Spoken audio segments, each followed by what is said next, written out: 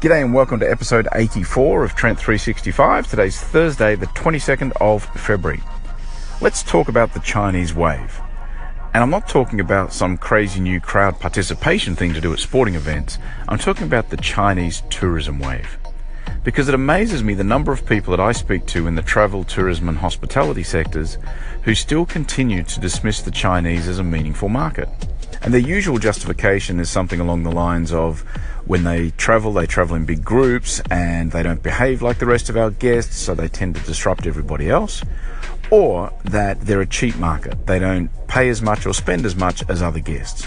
So on the back of that, many people just tend to dismiss them and say, well, the Chinese market isn't really important to my business.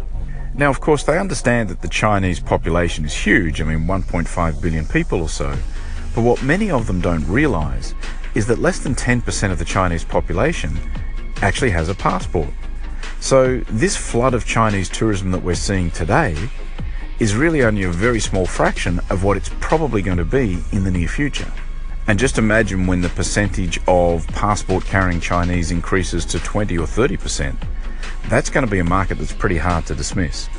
So my advice to anybody who relies on travelers or tourists for any real significant part of their business is you've really got to spend some time trying to work out how you're going to deal with and cater to the Chinese market.